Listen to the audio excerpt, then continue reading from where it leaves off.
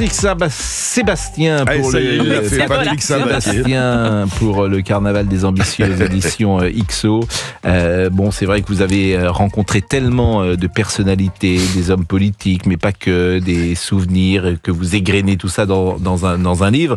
Simplement, avant de parler de ce livre, forcément, vous avez un regard sur l'actualité. Je regarde, je sais pas ce qui va se passer, comme tout le monde. Je crois quand même pas qu'ils soient assez fous pour mettre un bordel à ce point-là, mais pourquoi pas? Si c'est peut-être que le calcul de Marine Le Pen est de se dire que elle veut pousser Macron à la démission, mais qu'il démissionnera pas. C'est vrai que s'il y avait des élections anticipées et qu'elle était élue, ça ferait sauter l'histoire du procès. Il y a tellement de... Mais c'est un cirque. C'est un cirque. Moi, je regarde ça de l'extérieur, comme tout le monde d'ailleurs.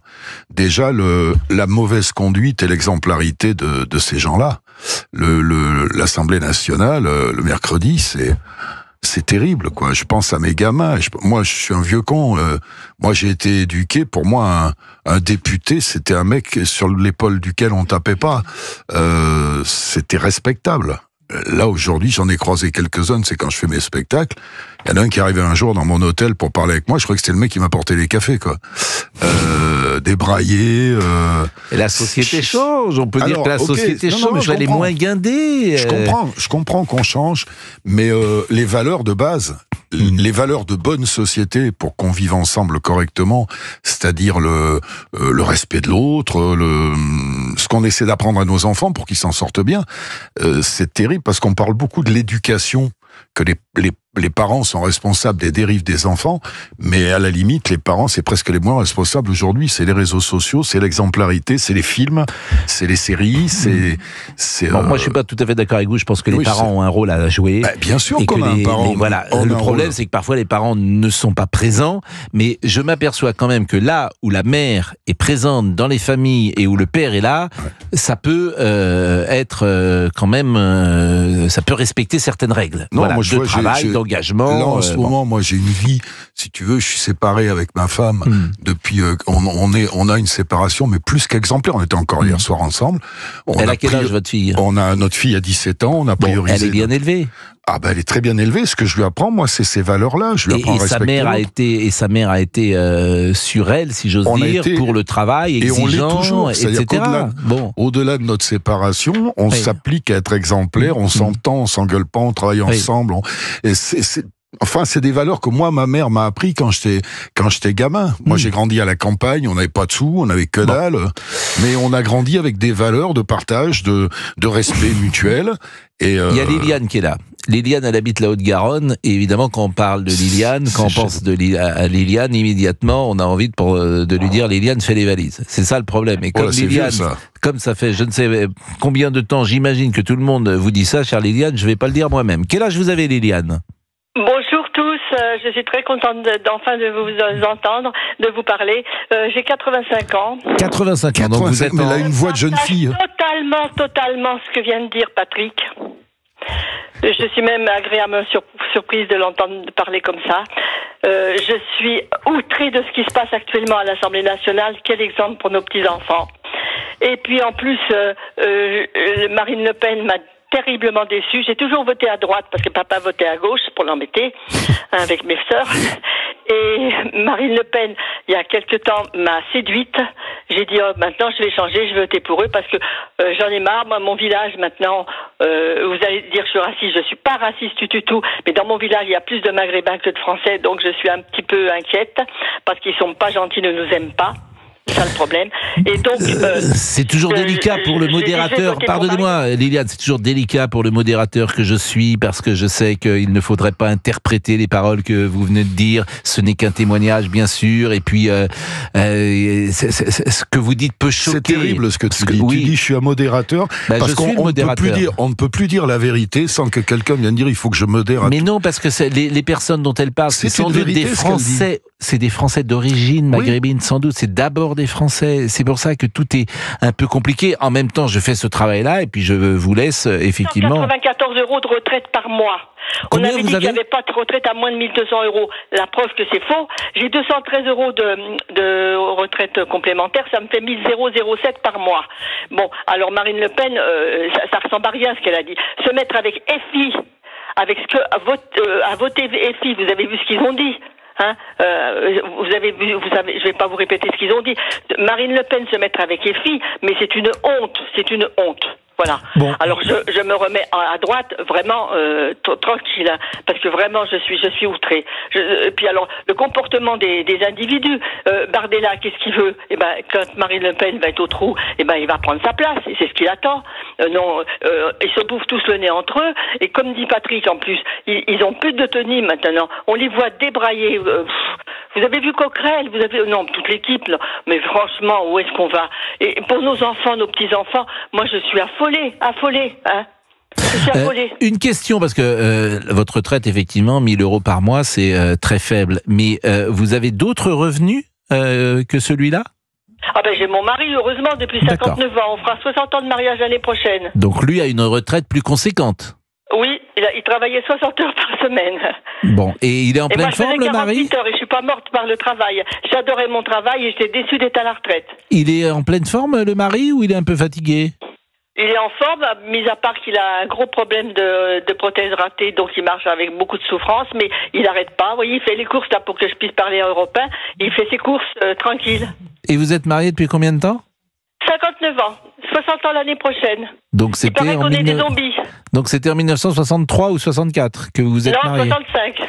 Vous êtes marié en 65. Bon. Le 25 septembre 65. Bon, mes parents étaient mariés depuis le 31 janvier 1959, avant que mon père décède il y a quelques semaines. Donc c'est vrai que c'est des familles qui n'existent plus, c'est un monde qui n'existe plus, c'est un monde à l'ancienne. Est-ce que vous avez une question peut-être, Liliane, à poser à Patrick ? Non, mais qu'il reste tel qu'il est, avec ses opinions, sa franchise. Merci, c'est gentil. Et je regrette infiniment qu'il soit disparu d'Antenne 2. Eh oui, mais parce qu'au moins, il nous faisait rire, au moins lui, et les gens étaient parfaitement habillés, étaient très corrects, et s'exprimaient très bien, que maintenant c'était une catastrophe. Regardez, je reviens à l'Assemblée nationale, mais j'ai honte. Merci, monsieur Macron, de nous avez mis dans la merde. C'est moi qui l'ai dit. Bon, ça c'est une France, bravo, effectivement, Patrick. Vraiment, il avait besoin de faire ça. C'est un pharaon, notre président. C'est un pharaon. C'est marrant, c'est la première fois que j'entends ça. Mais je trouve que c'est pas mal. D'abord, c'est un joli mot, le pharaon. Tout en Macron. Oui, parce que quand on voit comment il s'est présenté devant la pyramide du Louvre, moi j'ai dit, mais où est-ce qu'on va avec un petit bonhomme comme ça? Et bien, je me suis pas trompé. Je ne me suis pas trompé. Où est-ce qu'on va avec un petit bonhomme comme ça? Bon, merci Liliane, merci beaucoup. Bon, vous avez rencontré tous les présidents. Est-ce que vous avez rencontré Emmanuel Macron? Bien sûr, on échange, on fait des échanges encore par SMS. C'est vrai? Oui, je parle de tous les présidents dans les portraits, dans le premier chapitre que je fais sur l'ambition, puisque l'ambition suprême, c'est d'être élu président de la République. Je les ai côtoyés, j'ai vu un petit peu l'ambition de chacun. J'aurais trouvé des avatars cinématographiques. Macron, c'est Bébel, hein. C'est l'incorrigible pour les phrases à répétition. Non, mais c'est de la plaisanterie, hein. Oui. C'est le marginal. Pour Mélenchon, c'est le guignolo, et pour Marine Le Pen, c'est peur sur la ville. Enfin, je me suis amusé avec ces choses-là. Et Sarko, c'est De Funès. Il est 12h27, on marque une pause. On est avec Patrick Sébastien tout de suite. Et vous pouvez... le carnaval des ambitieux. C'est plus l'heure du temps, c'est l'asphyxie du temps. Oui, c'est pas mal comme effectivement. C'est l'asphyxie du temps. Le carnaval des ambitieux, portrait sans filtre, une galerie de portraits, 50 ans de carrière. Ouais, c'est-à-dire que je voulais pas faire pour les 50 ans, je voulais pas faire j'ai fait ça. Je trouvais plus intéressant de raconter tous ces gens que j'ai croisés. Alors au moment où j'écris, en janvier 2024, on est submergé par l'affaire Depardieu, écrivez-vous. T'en parler n'est pas hors sujet, bien au contraire, parce qu'elle se situe des deux côtés de l'ambition. De l'un, les excès qu'engendre la célébrité acquise, hélas. De l'autre, la horde qui se jette sur l'os à ronger pour assouvir l'ambition d'une bonne conscience publique. Cette affaire me navre à plusieurs titres. Ouais, à plusieurs titres. Je le défends pas, Gérard. Je dis simplement qu'il est condamné à rien pour l'instant. Pour l'instant, il est condamné à rien. Sûr. Et ce qui me gêne dans la société d'aujourd'hui et de plus en plus, c'est la présomption d'innocence qui a été remplacée par la présomption de culpabilité. C'est possible qu'il soit coupable, mais pour l'instant, il n'est condamné à rien. Et moi, je trouve que et on interdit ces films déjà. C'est-à-dire qu'on a interdit ces films sur les chaînes publiques, alors que pour l'instant, il y a des soupçons sur lui. Alors peut-être qu'ils seront avérés. Hein. S'ils sont avérés, je serai d'accord avec la décision de justice. Mais c'est pas le cas. Gérard, il est lourd. Voilà, il est lourd comme les gens d'une génération, comme je l'ai été sûrement à un moment, tu vois. Mais ce qui me dérange, c'est le deux poids deux mesures, quoi, sur ça. Alors que pour l'instant, bon, il y a effectivement des trucs concordants qui font qu'il y a des chances que peut-être pour l'instant, les viols n'ont pas été prouvés, le comportement grivois a été prouvé, ça c'est sûr. Donc je défends pas, je dis simplement que c'est comme quand je parle de Strauss-Kahn. L'affaire de Strauss-Kahn me navre, moi, c'est surtout la sortie qui me navre. C'est parce que la vérité, il y a que lui et Nafissato qui le savent. C'est que, il a été blanchi quand même, à la lessive des riches. C'est que si la même affaire arrive à un VRP dans un Novotel de Clermont-Ferrand, le mec, il prend 10 piges, hein. Là, voilà, selon que vous soyez, etc., etc. Donc j'essaie de décrypter dans le bouquin. Bien sûr, alors vous parlez de gens... Et je parle d'actualité aussi. Bien sûr, de la direction. Alors, vous parlez de personnages, évidemment, que chacun connaît. Michel Sardou, je vous parle d'un temps que les moins de 40 ans ne peuvent pas connaître, au cœur des années 70, en 76 exactement. Sa chanson « Je suis pour » a provoqué un énorme scandale. Cette année-là, Michel traînait déjà une image de nationaliste glauque, après avoir rendu hommage aux ricains qui étaient venus nous libérer en 44. Oui. J'étais dans cette tournée. Oui. Quand il a chanté « Je suis pour », il a reconnu lui-même qu'il avait fait une erreur de titre, ou etc. Mais c'était pas un truc pour la peine de mort. C'était la loi du talion. C'est-à-dire, tu tues mon enfant, je te tue. Et ça a fait plus qu'un scandale. Il n'y avait pas les réseaux sociaux. Moi, j'étais en tournée avec lui. On était obligé d'arrêter la tournée. Il y avait des attentats, des menaces, des alertes à la bombe tous les jours. On allait au gala en quart de CRS. Et je me souviens qu'au Forêt Nationale à Bruxelles, il y avait une bombe sous la Seine. Et le mec s'est dégonflé à 1 heure du passage. Et on était à Besançon. Le bus avait été caillassé. Moi, je me rappelle, j'étais dans une pièce, il y a eu un impact derrière moi. La vitre a volé. C'était des mecs qui lançaient des pierres avec des frondes. Ils avaient des pioches. Ça avait pris des proportions énormes. Et il y a très peu de gens qui sont montés au créneau pour le défendre. Il y a Montand. Yves Montand, qui est étrangement, qui était pas du tout du même bord, qui est monté pour dire arrêtez, quoi. Et Michel, on lui a fait ses procès d'intention, beaucoup. Il y a une chanson qui s'appelle, ça aussi, ça fait partie des excès de la bien-pensance. Une chanson qui s'appelle Dans les villes de grande solitude. J'ai envie de violer des femmes. J'ai envie de violer des femmes. Il joue un personnage. C'est pas lui. C'est comme Chaplin, quand il joue le dictateur, tu vas pas l'accuser. Comme moi, quand j'ai fait le sketch sur Le Pen, je caricature Le Pen. C'est pas moi qui disais on va casser une noire, c'est Le Pen. Et cette espèce de, on prend ce qu'on joue pour ce qu'on est. C'était pas ça. Balavoine, quelques années plus tard, va chanter quand on arrive en ville, il aura pas le même procès. C'est-à-dire, c'est pareil, selon que vous soyez quelqu'un ou quelqu'un d'autre. Alors j'ai envie de violer les femmes, effectivement, et c'est marrant ce que vous dites parce que il y a eu un papier dans Le Monde il y a 4 jours, puisque Michel Sardou a été fait, je crois, commandeur de l'Ordre du Mérite. Et puis il y avait un dîner à l'Élysée avec 8 personnes, dont Jean-Paul Rouve, et puis également le président Macron. Et puis le président Macron rapporte des propos très élogieux sur Michel Sardou, et le journaliste dit que manifestement Emmanuel Macron a oublié les propos sexistes. Le journaliste dit des conneries. Le journaliste, je suis désolé, il dit des conneries, mais moi ça me met hors de moi, ça. Oui, mais que le président a oublié les propos sexistes tenus dans les années 70, et notamment la phrase que vous venez de citer. Mais la phrase que je viens de dire. Mais elle est dans un... Je suis d'accord. Est-ce qu'on va faire un procès au cinéma à tous les mecs qui jouent des violeurs? Mais le temps des colonies, c'est très intéressant. Il joue un ringard. Ouais, mais il joue un ringard. C'est moins clair sur le temps des colonies. Mais c'est vrai qu'il joue. Il joue un ringard, c'est pareil. Il joue à quelqu'un qui dit moi monsieur, j'ai fait l'Algérie, etc.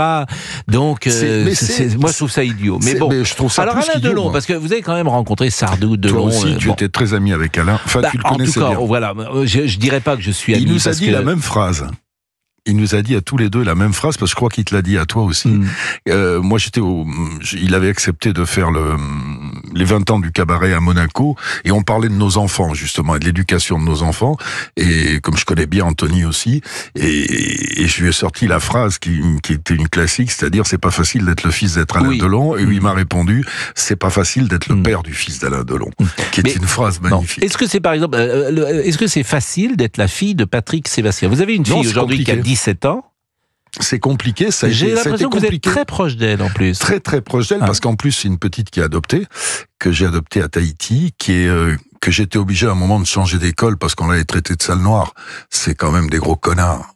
J'étais obligé à un moment de la changer d'école parce qu'on l'avait traitée de sale noire, alors qu'elle est métisse. Elle aurait été même complètement noire. Le problème était exactement le même.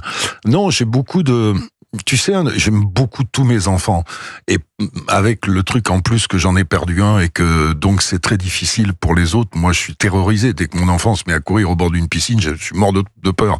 J'ai toujours ce traumatisme de la mort de mon gamin à 19 ans, qui était aussi mon pote, parce que je l'ai eu à 16 ans. Donc il travaillait avec moi. Bon, et ma fille, c'est très marrant, un enfant adopté, parce que on n'a pas eu un moment de plaisir en échange avec ma femme. Et tu comprends ce que je veux dire? Bien sûr. Et dans un accouchement, dans une grossesse, l'enfant, pour moi, il est un peu plus à la femme parce qu'elle a porté en elle pendant des mois et des mois. Alors que là, on est vraiment à égalité. C'est-à-dire que on est vraiment. Et puis je suis très fier de cette gamine. Tu sais, moi, mon éducation avec mes enfants, il consiste à leur dire, quelles que soient les conneries qu'ils fassent, et ils en ont fait, c'est « j'ai confiance en toi ». Je crois que si j'ai un message à dire aux gens qui m'écoutent, qui ont des enfants, quelles que soient les conneries que font vos enfants, dites-leur que vous avez confiance en eux. Moi, ma fille, elle a eu un passage difficile, comme tous les enfants adoptés à 14 ans, 15 ans, ça a été très compliqué. Et là, aujourd'hui, elle s'est remise sur pied, parce que je lui ai toujours dit, j'ai confiance en toi. Ça, c'est des valeurs humaines qui m'intéressent et que j'aime bien communiquer. C'est pour ça que les gens aussi me suivent dans mes bouquins. J'ai un lectorat très fidèle dans mes livres, parce que j'essaie d'aider les gens dans leur douleur, dans leur souffrance, d'après les choses que je connais moi, que j'ai vécues. Moi, la mort de mon enfant, ça me permet d'aider en ce moment. J'essaie de remonter le moral de quelqu'un qui est dans l'actualité, qui s'appelle Nargissi. Je sais pas si tu étais au courant de ça, de ce joueur de rugby qui s'est noyé au large de... En plus, c'est vraiment horrible parce que le corps n'a pas été récupéré. Et, je sais, j'ai passé beaucoup de temps avec lui, là. Et je trouve qu'il y a quelque chose de terrible quand tu ne sais pas comment ton enfant est mort, quand tu ne sais pas s'il a souffert, et quand tu n'as pas récupéré le corps. Et puis il y a des responsabilités dedans, et il se bat. Et moi, j'essaie par contre de lui expliquer que c'est très compliqué. Je connais ça par cœur. Qu'il faut pas vivre dans la rancune, faut pas vivre dans la culpabilité. Ça, c'est ça le plus dur à accepter. Et j'embrasse de tout cœur, d'ailleurs, s'il nous entend. Il faut se tourner vers les autres. Et d'ailleurs, d'aider des gens qui sont comme ça participe de ma thérapie à moi. J'essaie de communiquer ça au-delà de ce que j'ai fait, de ce que j'ai, des spectacles, je communique aussi dans mon nouveau spectacle là que je fais là, qui s'appelle Hommage et dessert. Je te dis que ça te plairait. J'essaie de communiquer à travers les trucs que je fais, cette manière de vivre, ce partage, tu sais, on me caricature depuis des années. Oh putain, c'est que de l'amour. Mais franchement, moi je connais que ça pour s'en sortir aujourd'hui. C'est pas bisounours, hein, de dire c'est que de l'amour. Moi, j'aime mes enfants, mes amis, c'est de l'amour que j'ai pour eux, vraiment. Mais c'est pas un amour en s'envoyant des émoticônes avec des cœurs. Non, c'est d'être là quand ça va pas. Surtout, c'est d'être là quand le moral est en berne. Le pire, aujourd'hui, c'est bien beau tout ce qu'on dit de ça, c'est d'être malade dans un lit, de pas pouvoir bouger. Putain, moi j'ai tellement de copines là qui sont en train de se battre, parce qu'il y en a de plus en plus là aussi, contre des cancers du sein. Putain, alors on va pas revenir sur le vaccin, parce que je vais me faire engueuler. Mais bon, un mot de Marisol, parce qu'on parle, et on peut vous écouter pendant des heures, mais Marisol voulait vous dire un petit mot très rapidement. Bonjour Marisol. Bonjour Pascal et bonjour Patrick. Bonjour madame. Oh, c'est un bel accent. Voilà, j'habite à Pau, je m'appelle Marisol, j'aime bien ce que vous faites, je vous ai suivi, envers et contre tous les gens qui disaient ouais, c'est un bof, nani, nana. Oui, c'est bien ça, j'aime bien. Je pense que les bofs c'était eux, mais bon, bref. Et là, j'ai envie de vous poser une question. Ouais. J'ai envie de vous demander, sans langue de bois, par rapport à ce qui se passe en ce moment, dites-nous la vérité. Qu'est-ce que vous pensez qui peut se passer, mais vraiment, sans dire bon, oh là là, ça va être le chaos, tout ça. J'y crois pas. J'aimerais bien dire que ça va pas être le chaos. J'espère que ces gens seront assez raisonnables pour. Non, Patrick, là, c'est pas possible.